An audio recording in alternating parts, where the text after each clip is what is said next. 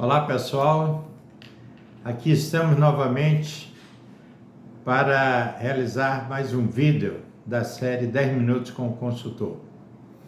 Meu nome é Ivan Moreira de Castro, sou consultor na área de gerenciamento de projetos há mais de 47 anos. Bem, hoje nós vamos tratar de uns aspectos bem interessantes que devem ser observados no gerenciamento de projetos, principalmente durante as fases de execução das obras. Vamos falar sobre as interfaces, como gerenciar as interfaces entre a contratação de serviços e a execução das obras. Nós já tivemos oportunidade em vídeos anteriores de falar sobre as interfaces entre a engenharia de projetos e suprimentos, as interfaces entre engenharia de projeto e execução de obras, interface entre suprimento e execução de obras, e hoje nós vamos falar das interfaces da contratação de serviços com a execução das obras. Bem, primeiro vamos falar um pouco do processo de contratação, como é que ele acontece, né? E depois nós vamos comentar alguns cuidados que a gente deve ter para gerenciar esses aspectos. Bem, a contratação de serviços, primeiro você tem que ter uma especificação do que você vai contratar. Normalmente essa especificação ela é elaborada pela área de contratação, né, da empresa, e contém no seu componente a especificação técnica, né, do que você quer contratar. Ou seja, é necessário você elaborar uma especificação para a contratação. Essa especificação para a contratação, ela é elaborada, validada, né, pelas áreas técnicas, né, e distribuída, ou melhor, encaminhada, né, para os potenciais, as empresas potenciais de atender aquela sua necessidade. Esse encaminhamento pode ser feito através de carta convite, ou através de tomada de preço, ou editais, né, de licitação. Cada uma delas, a depender da empresa que está fazendo, ou do órgão, né, público que esteja realizando essa licitação, vai ter alguns procedimentos. Se essa contratação estiver num projeto com financiamento internacional, ele de repente vai ter outros componentes e outros requisitos específicos, né, exigidos pelas instituições financeiras internacionais. Por exemplo, as contratações do BID têm um procedimento bastante específico e bem complexo, com geração de estudos, de validações intermediárias, né, da evolução do processo de contratação e assim por diante.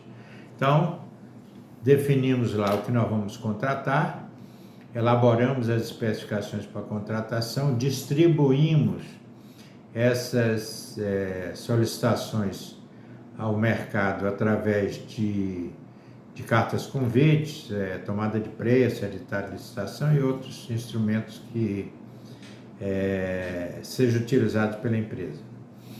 Feito isso, as empresas potenciais vão se qualificar e vão encaminhar as propostas para a realização daquele serviço.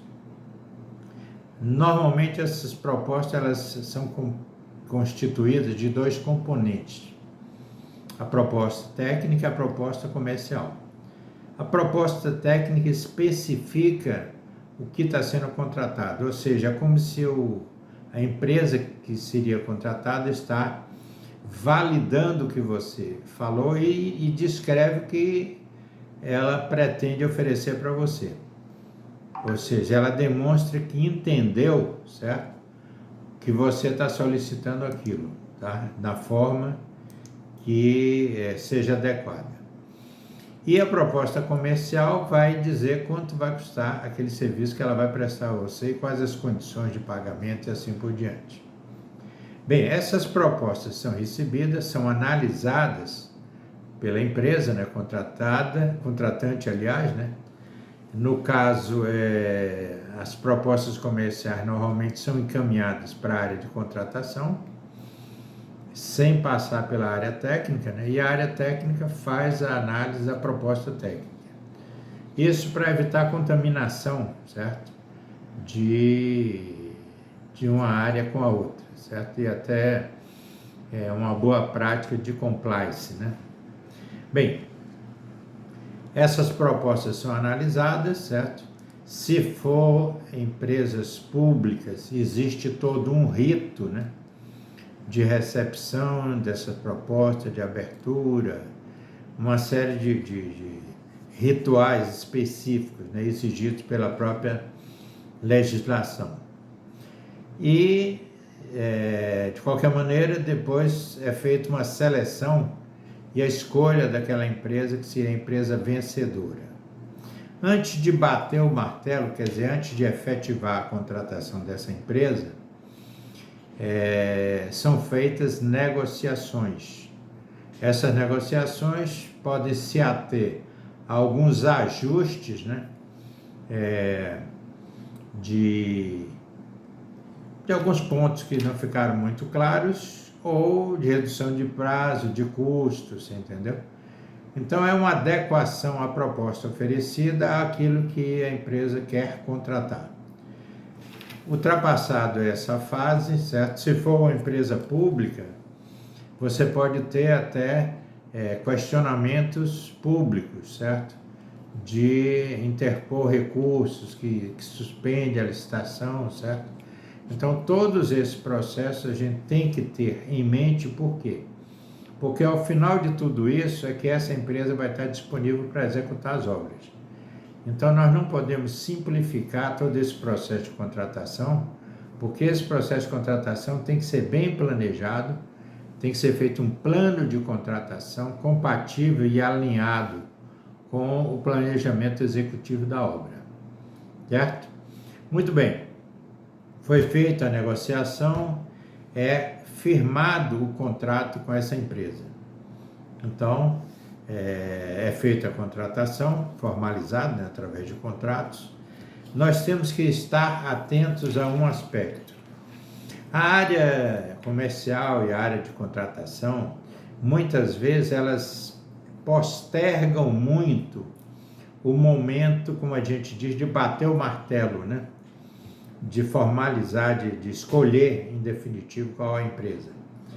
Isso é uma prática complicada, porque muitas vezes eles formalizam essa contratação muito em cima do início das obras. Nós temos que entender que a empresa é contratada e não começa a trabalhar amanhã. Ela de repente vai necessitar de um prazo de mobilização que pode ser de no mínimo 30 dias, certo? Para conseguir os recursos, vai ter que fazer as instalações provisórias, canteiro, uma série de coisas. Então, a empresa precisa ter um tempo. Então, a contratação a gente tem que monitorar para que ela não se concretize em cima da hora da execução das obras, certo? Então, é feito a seleção da empresa, é feita a contratação, e é muito importante e aconselhável que se faça uma reunião que a gente chama de reunião de abertura do contrato, ou uma chamada kick-off meeting, certo? É uma reunião onde participa o cliente, a empresa fiscalizadora, a empresa executora, certo? Para que se conheçam e que definam a regra do jogo. Muitas vezes é lido aquilo que foi contratado para que não hajam dúvidas depois, certo? Durante a execução.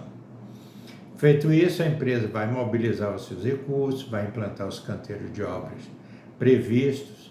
Nesse momento é muito importante nós estarmos atentos para ver se nessa mobilização e nessas instalações provisórias estão sendo cumprido aquilo que foi definido no contrato. Muitas vezes no contrato é oferecido uma série de coisas, na hora de se concretizar, simplifica buscando reduzir custo. Então, realmente, a gente tem que estar muito atento a isso. Feito isso, a empresa mobiliza, começa a execução das obras, certo? E nós vamos, durante todo o processo de execução das obras, monitorar o cumprimento, né, dos contratos que foram firmados. Encerrou a obra, nós temos que estar atentos ao encerramento do contrato, que tem todo um ritual e aspecto que tem que ser observado, certo? E a desmobilização da empresa, desmontagem dos canteiros provisórios, uma série de coisas. Inclusive, existe um procedimento chamado descomissionamento, que é retornar ao local às condições originais, certo? Espero que o assunto tenha sido de interesse de todos e peço que compartilhem com colegas e profissionais da área. Aguardamos vocês em mais um vídeo da série 10 Minutos com o Consultor. Até mais.